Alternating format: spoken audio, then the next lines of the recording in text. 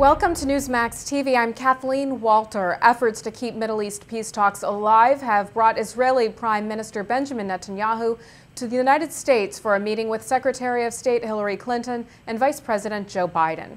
Joining us on the phone is Joel Rosenberg, a former political consultant who worked with Netanyahu and Israeli Deputy Prime Minister Natan Sharansky. He is a New York Times bestselling author, out with a new work of fiction, The 12th Imam. Welcome to Newsmax TV, Joel. Good to be with you, Kathleen. Thank you. Joel, congratulations on the book. Do you think that President Obama's overall foreign policy played a role in the midterm election results? In part. I think there is an anxiety deep within the American people. We saw in polls that the president doesn't really know how to run U.S. foreign policy.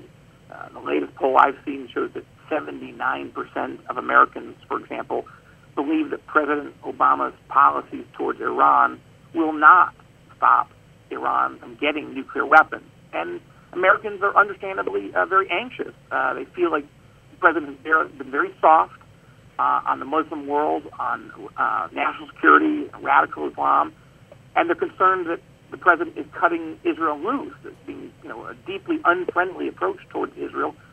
I think it added to underlying anxieties about his leadership. Now, Republicans have blasted Obama for favoring the Palestinians over the Israelis, or at least that's their perception. Will the election results force a change here? It's a great question, and I don't know yet. Obviously, you've got a very strong pro-Israel wave that just came into the House. Certainly, incoming House Speaker John Boehner, strong supporter of Israel, as will be his 60-plus additional allies. But the foreign policy of the United States is controlled by the president, and the president is desperate for a deal between the Israelis and the Palestinians. The president is pressing Israel very hard to divide Jerusalem and to create a Palestinian state, even though the Palestinians don't seem to have any interest in actually negotiating directly with Israel. So I think it remains to be seen, to say the least. Now, the peace talks have stalled over Israeli settlements in the West Bank. Obama's been pressuring the Israelis to extend a building moratorium. Netanyahu has refused. In your view, what is the answer here? Well, the talks haven't stalled because the Israelis have been building houses. The Israelis have been building houses for 62 years. The talks have stalled because the Palestinian leadership just absolutely refuses to recognize Israel as a Jewish state.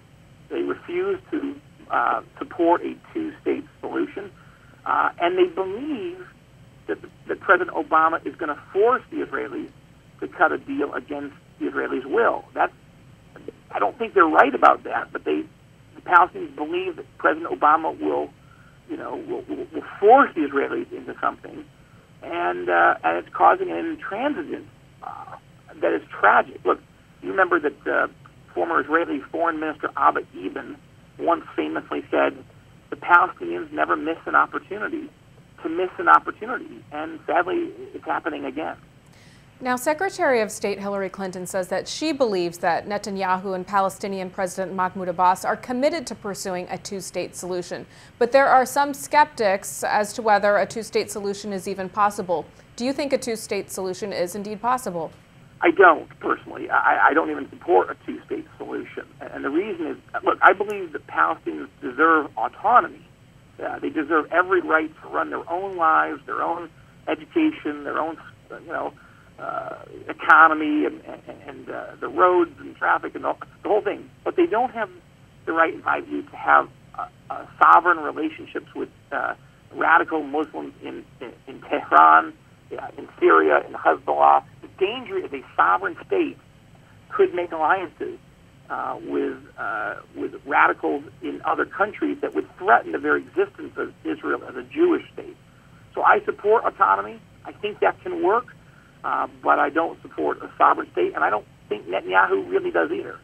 Let's talk about your books. 9 months before September 11th, in your novel, The Last Jihad, you wrote about a terrorist attack on the United States.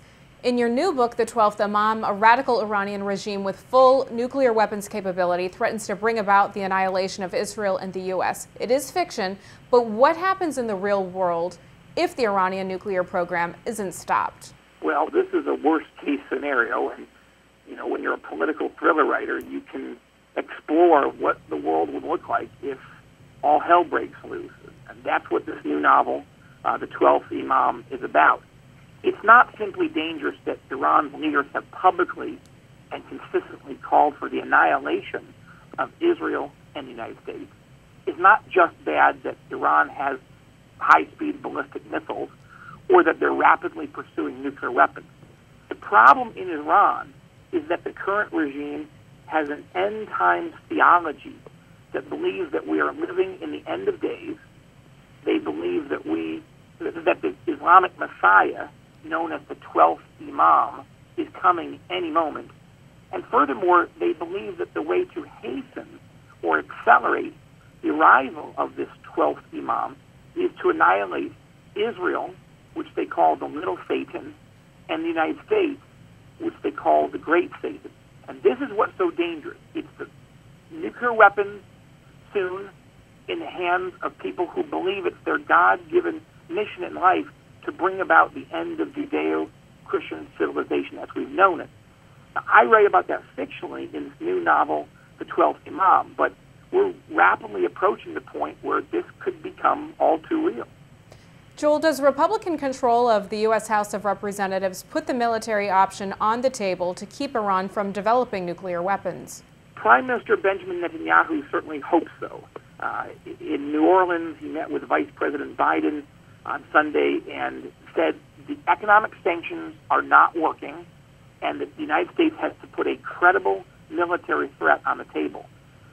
However, I'm not convinced that Netanyahu is convinced that this administration is really going to take decisive action to stop Iran. And I think the Prime Minister is sort of laying the groundwork for sometime next year if the world doesn't take decisive action, if the United States doesn't take decisive action to stop Iran from getting nuclear weapons, Israel may have to take action itself. And I think the Prime Minister is sort of laying the groundwork publicly and privately if we get to that moment. I pray for peace, but I think we have to be increasingly prepared for war. Joel, last question real quickly. How likely is Israel to strike Iran? And given that Republicans will have control of the House, is this something the U.S. would be more likely to support? There's no question that by American opinion polling, Americans support an Israeli preemptive military strike against Iran's nuclear facilities by about 65%, if necessary, if nothing else will work. I think that Prime Minister Netanyahu is trying every other means short of war, covert actions among them. But I think we're running out of time. I think Netanyahu thinks we're running out of time. And I don't see this Obama administration as taking the action necessary to truly stop Iran from getting the bomb. It's a worst-case scenario, and I don't envy my friend Netanyahu's decisions that he's going to need to make in the next year or so. All right, Joel Rosenberg, congratulations again on your new book, The 12th Imam. If folks want to learn more about you and your book, where should they go? They can certainly go to joelrosenberg.com. All right, easy enough. Joel Rosenberg, thanks so much for joining us. Thank you. And thank you for watching Newsmax TV.